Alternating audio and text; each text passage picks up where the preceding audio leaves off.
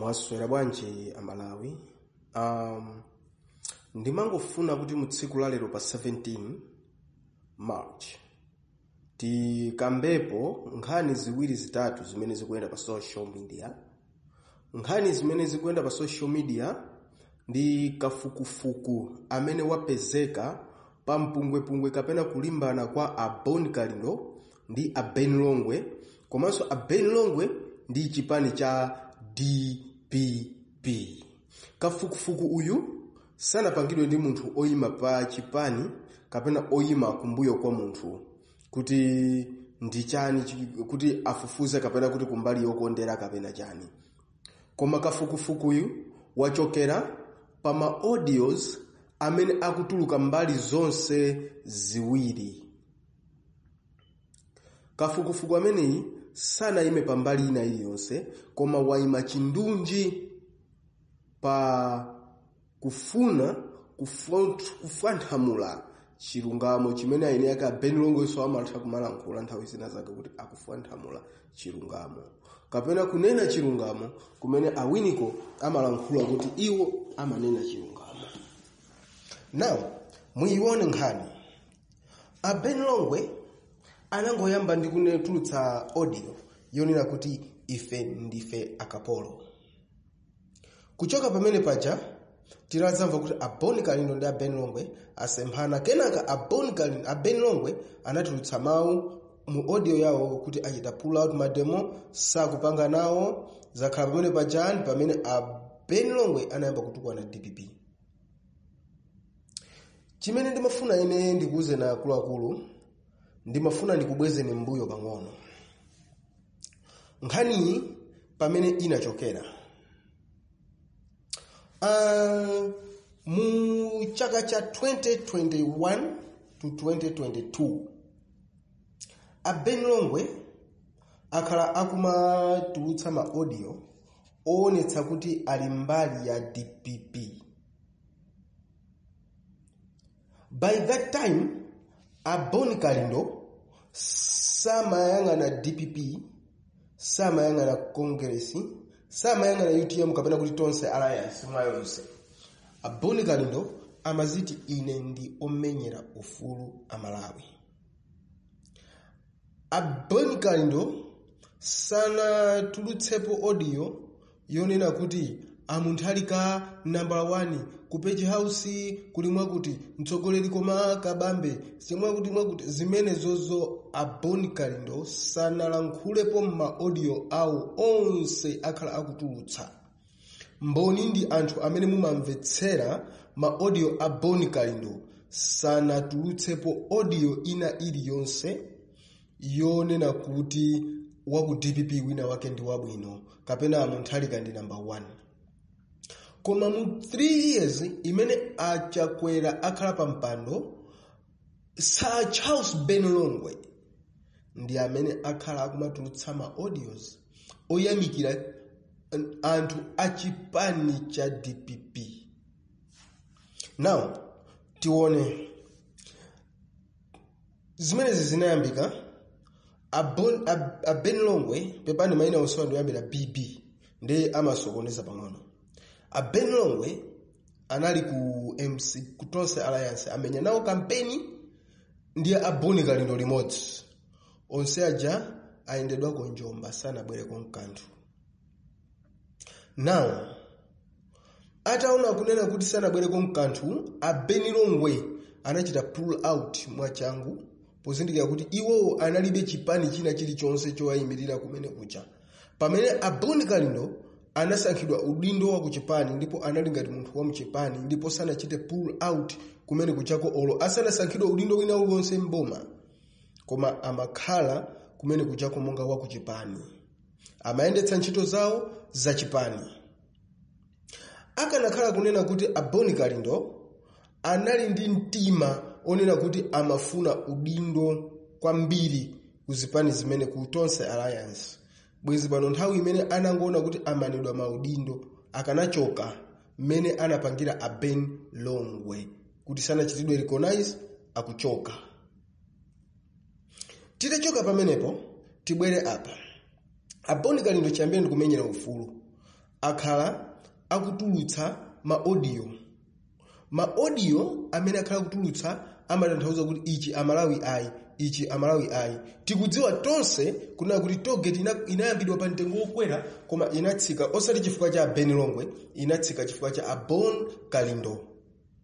And abon Kalindo ndi amene ankayitanidwa ndi boma plus a gospel kazako ndi kuwakhazika pansi aboni Kalindo ndi kuwafunsa kuti mukufuna tipitani. Aboni Kalindo ndi kulankhula ndi timu yawo. Abeni Longwe kulibe. Abeni Longwe kulibe. Asa kupanga akuyankhula nawo zawo mbali nazo chemelera DPP.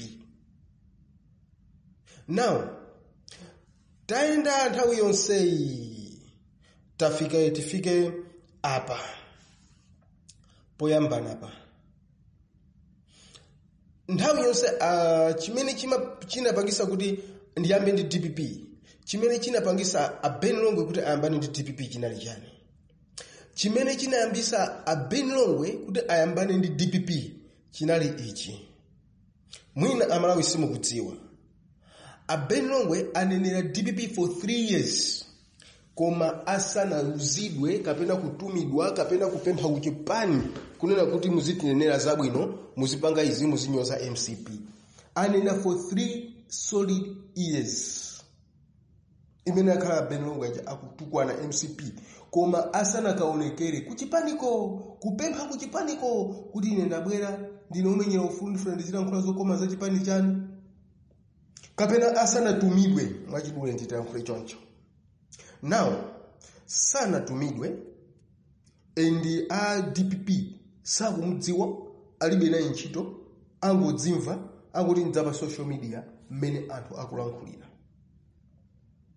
Iye uja mukutukwana kwake MCP nthawi yonse kunayikonena kuti apange dzina a MCP aja amuchite, a DPP amuchite recognize, amuyitane, amupase, ayambe kuyenda naye. Ben Longwe ndiye a DPP aja sana limbali naye anangomsiya. Now anayamba kwatukwana anankhumwa kwanyoza anankhumwa nthawi imene nkhani zimatengeredwa ku court zoti atinankhumwa chosedwe ku leader of opposition. Chifukwa chani? Abeni Longwe anali sticky pofuna kuti iwo akhale wabwino ku chipani cha DPP. Komatu sanapemphe, alibe membership card, sakudziwikako. Akufuna kunena kuti iwo atengedwe, apangidwe recognize. Ndiye akuona kuna kuti timu ili ndi majority ndi iti. Kodi tikamati DPP ndi iti. DPP ndi ikuli amunthali ka akholoko. Ndiye ndizimutukwana na nkhumwa. Ndikamamutukwana na nkhumwa, a DPP awa aziti akutukwanidwa azindisanga andichita recognize mwachangu. Ndiye ndizimene zija amatukwana na nkhumwa ndikumayika pa mapu akabambe ndi ansaka. Komanso a prophet David Mbewe. Ma audio zake mwamvera inuyo. Ngati audio yanga ndi kunama pali anthu ena anzerozwa kuzukuta, ayizukuta audio yanga ndizo kuti ndi kunama pati. Nthawi imene jai kunali kufuna kugula favor kwa jina Bright Nsaka aja kuti amuone, amuchite recognize, amutenge akhali ku chipani azimuthandiza. Nthawi imene jai Boni Kalindo amatulutsa soma audio. Munayamba mwamumva po Boni Kalindo nthawi imene atalowera kuti ku parliament kukuchitika chani. Nthawi imene jai nthawi imene Boni Kalindo amapanga fight za togeti kuti togeti itsitsidwe. Iye Boni Kalindo amamenyera amalawi amene akuti za togeti itsitsidwe komanso zinthu zikukwera. Pamene Beni Longwe anali busy kutukwana anankhumwa kuti agule ma favors kwa Bright Nsaka ndi akabambe ku DPP. Now kwapita nthawi waona kuti akuja aja sakulimbana naye kenaka anayambaso kwa anankhumwa.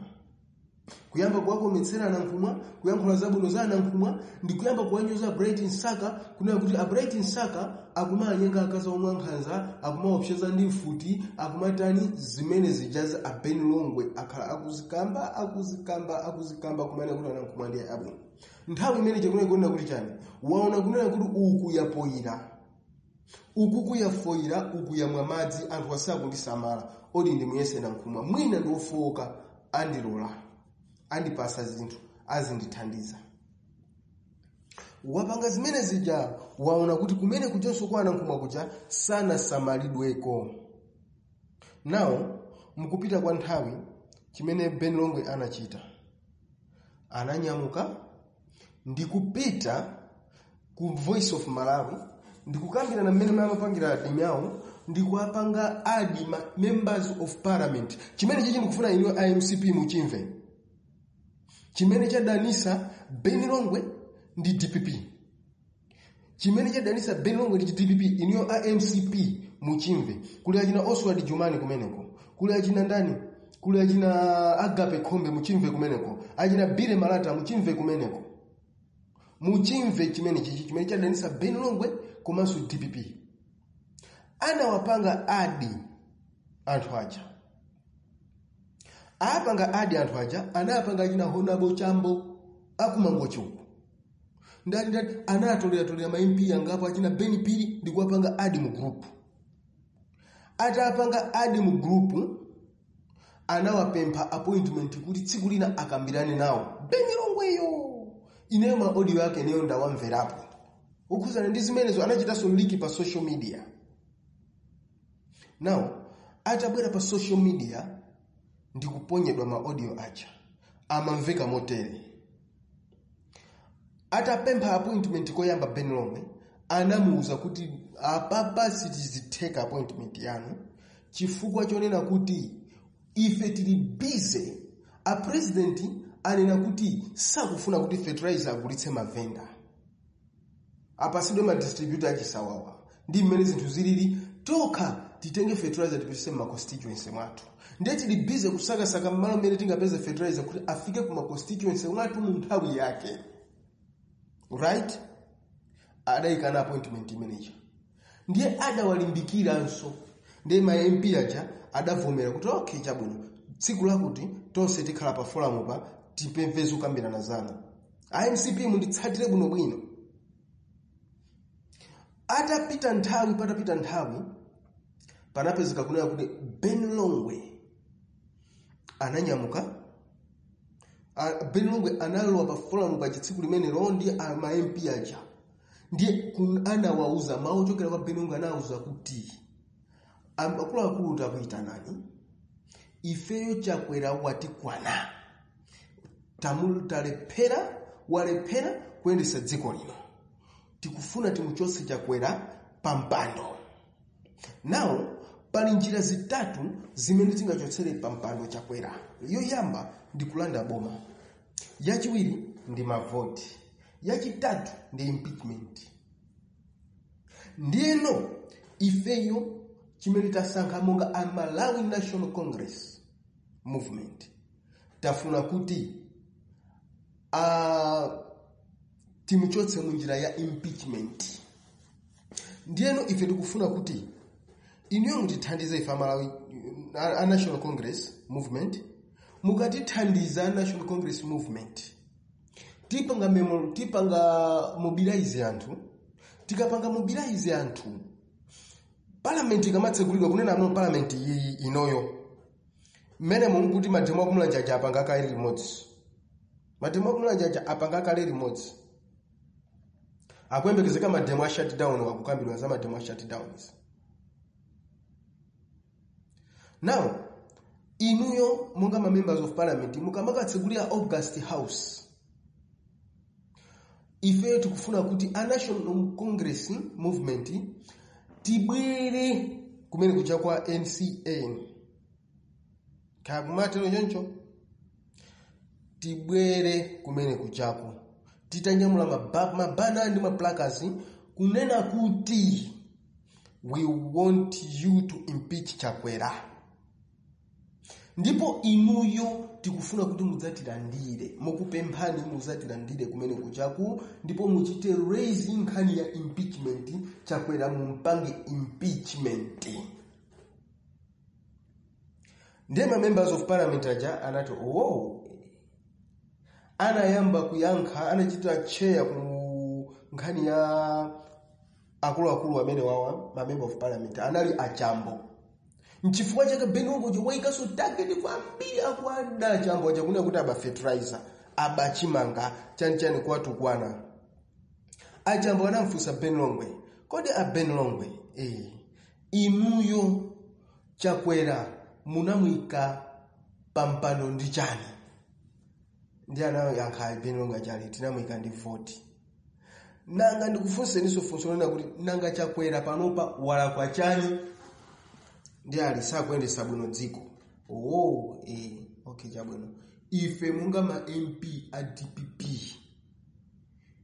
Amene tikuyimira so DPP, amene tili DPP yo. Ife chakwera siti kumpeza ndi chifukwa. Kusayendetsa bwino kwa boma.